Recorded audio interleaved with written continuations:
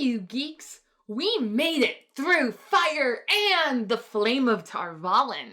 Much more hardcore than the Mists of Avalon. I liked this episode. Mostly.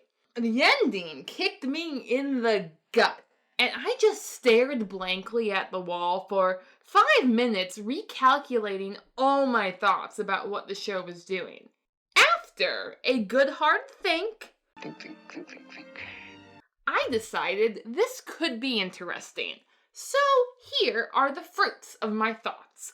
Breaking down this episode's characters, world-building, magic system, and plot, with a prediction for this season's endgame, and some thoughts on adaptation. This will contain spoilers for all of Amazon's published content, but for once, I won't spoil any books.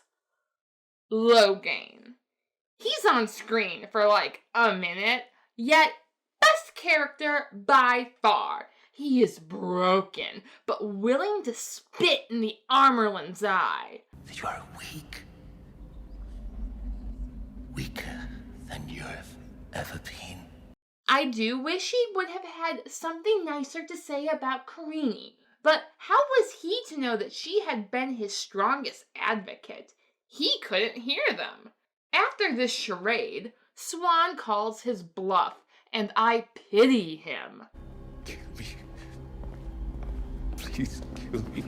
Though he will live to maybe fight another day, and I hope he'll come back spitting fire.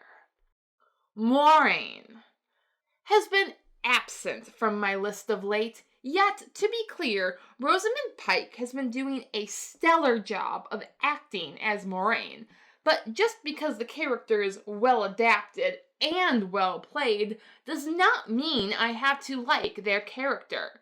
Pike's Moiraine has now graduated to a character I love to dislike.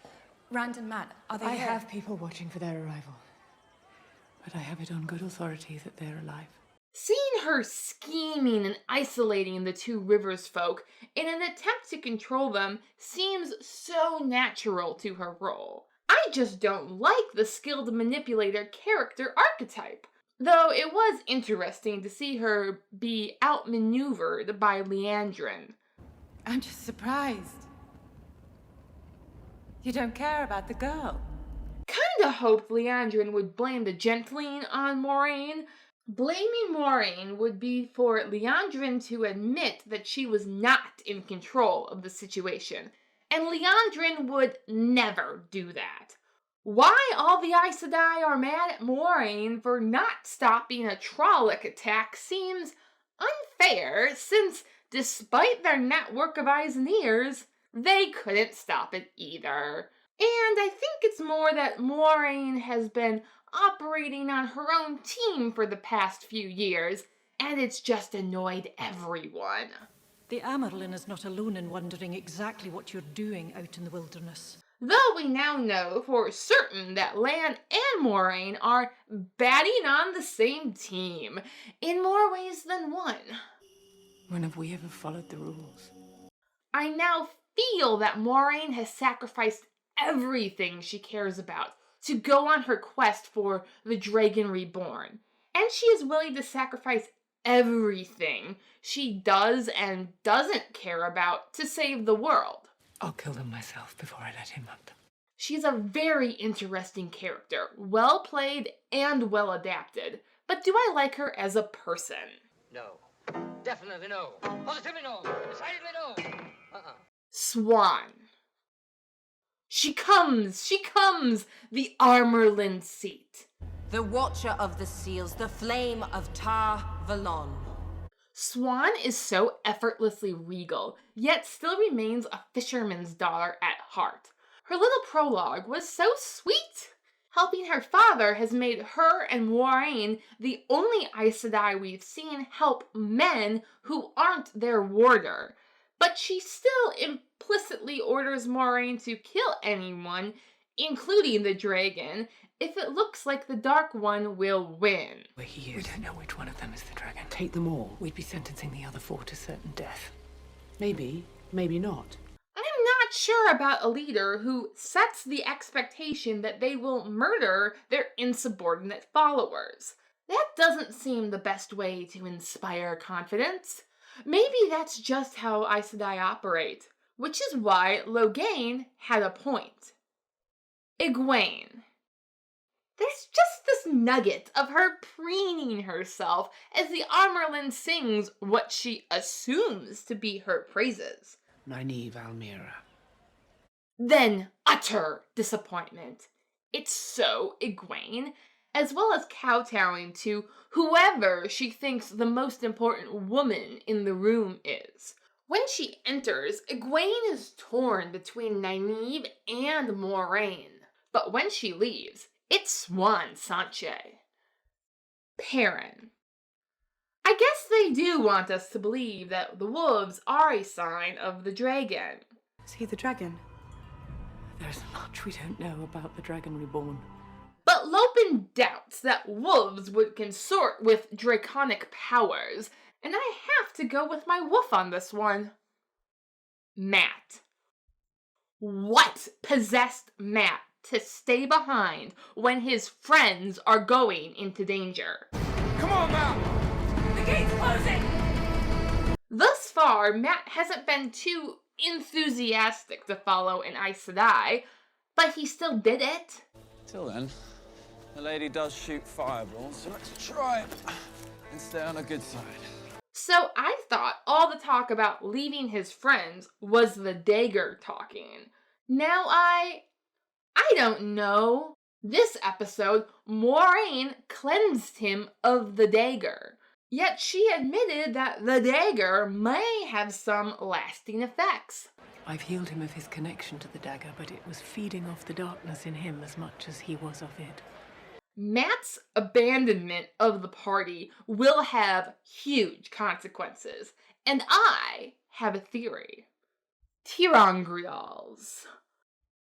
The trivia calls them objects of the power, but the timeline calls them Tirangrials, so there is an Arthurian mystique to them, and our first Tirangrial still reminds me of the Lady of Shalott. It looks like a woman looking through a window, or maybe a mirror out on the real world. Then when Moiraine goes through the portrait, she finds the Lady of the Tower, mending fishnets, not weaving, but still, Swan can't go out into the real world, so she has to have her little affair in a magic mirror world? Swan even floated to Camelot! Tarvalon. I wonder if she ever leaves the tower, what her curse will be. She has heard a whisper say, a curse is on her if she stay, to look down on Camelot. Then we get the Oath Rod. We know the Aes Sedai swear the original 3 oaths on this rod. Before Moiraine swears her bonus oath, we get further confirmation that breaking a power-bonded oath will result in death. So, it's very moving when Moiraine basically swears her undying love for Swan. I, Moiraine Sedai, do swear to honor and obey Swan Sanche. And ironic if you consider that rods are generally considered a phallic symbol. You're so immature. Lastly, the Waygate, a portal to an alternate dimension. Ancient pathways, out of time and space. It kind of makes sense that these very conspicuous magic portals require magic to open, lest just anyone hop into the creepy alternate dimension. But again, this could have some major plot consequences, which we'll get to later. Eyes and ears. We get some insight into Moiraine and the Aes Sedai's spy network. Last episode, she said she had her eyes and ears out looking. I have eyes and ears watching every gate and every wall in the city. But since there was no follow-up in that episode, it felt like they weren't doing a good job. How could they miss a lanky ginger boy and his friend who looks like death warmed over. Turns out she knew soon enough and had Lan track them down. How bad is he? Worse than expected. It also makes sense that Egwene, the Aes Sedai simp, would take Perrin to the Yellows for healing, and that Moiraine's spies would use a flower code to convey the message. More secrets? We also learn that Moiraine isn't the only blue with her own spy network. Ships are disappearing off the west coast. Aiel have been spotted this side of the spine. What could possibly be going on beyond the sea? And how does Megden propose to get there? I smell second season bait, and I'm biting. Plot. We seem to be seeing the end of Phase 1 of Moiraine and Swan's quest to find the dragon and save the world. Things aren't going well. First, there's the distraction of the false dragon and Hall of the Tower politics, which censures Moiraine for her search. What is the purpose of your travels?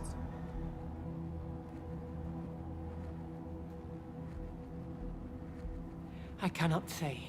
Then the twist reveal that Moiraine and Swan don't actually hate each other. Did anyone fall for this ploy? I thought the show tried a little too hard to set up their animosity. Let me know down in the comments. Second, there's the snag that Moiraine doesn't quite know who the dragon is. I found 5 potential dragons in the same village. 5, but only 4 the right age. But Swan has a method of finding out. We have the advantage, we know where he is. We don't know which one of them is the dragon. Take them all. We'd be sentencing the other 4 to certain death. And if all goes well, we'll see who's right and who is dead. She gets the girls on board. The only thing that matters is what you do. Then they talk to the boys in a cut scene for the theatrical release. I do hope we get a Junkins cut of these episodes to get all the details this version just skimmed. While Moiraine gets Loyal on board. Because I guess he knows about the ways, which they need to take to go kill the Dark One in Season 1. The arrogance. Though Moiraine seems confident they can stop the last battle from happening. If we do not stop the Dark One now while he is still weak, the whole world will turn to darkness. Or maybe just go fight it in 2 episodes.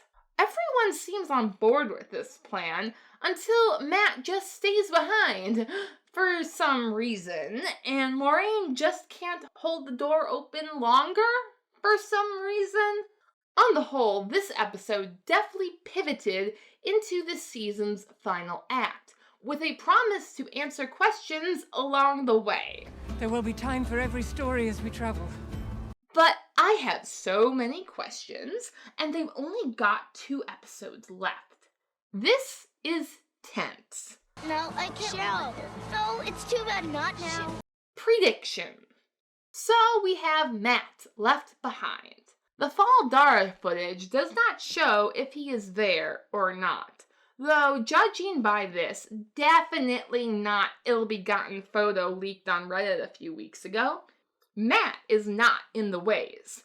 I guess I could have predicted this twist weeks ago had I bothered to count. So let's assume he's stuck in Tarvalon.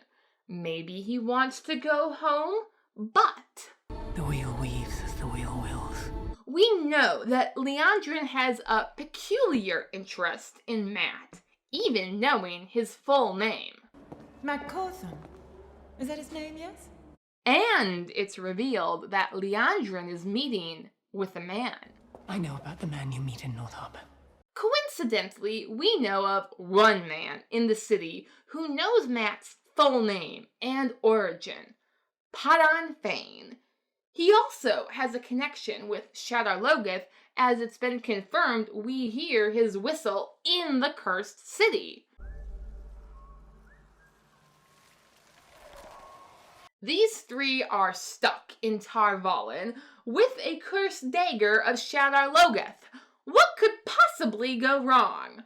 Hypothetically, if Thane is Leandrin's spy, then she might be willing to open the ways for him. The only thing I'm confident of is that they didn't build up Leandrin and Thane this whole season just to forget them in the finale. Though there is this slightly less interesting notion that this episode is when they broke for the pandemic. The last scene that we shot before we were shut down for COVID was Siwan's first meeting with Egwene and Nynaeve. And maybe when they lost Barney Harris? So Matt's storyline might be lost until season 2, which would be sad, though it might give us more time to get to know the Dragon Reborn, assuming it's not Matt Coffin. Adaptation. For once, this section won't contain book spoilers, just commenting on book feel. The early books were able to balance the politics and horror with the Emmonsfielder sense of adventure, which at least was fun for me. The show does not have that balance, though we got this line. Matt Cawthon, the man who once walked while a little chilly. And it's probably my favorite scene this season. Even as later books got more political, the tone was balanced by a fun, new kind of crazy. The show gives us hints of this fun kind of crazy in Logain, which is probably why I like him so much. But it's not enough. To be fair, the season is not over yet. And on the positive side, this episode hit a key theme of the books right on the head. The wheel does not care if you are young or afraid, petty or weak. It certainly doesn't care what you want. So we're getting at the series' heart, yet it feels off. I hope we get more episodes from the Emmonsfielder perspective. That should help balance the bleakness with some levity, or at least levity for me. Thank you for watching. Please like, share, and subscribe if you would like to see more. Your patronage is greatly appreciated.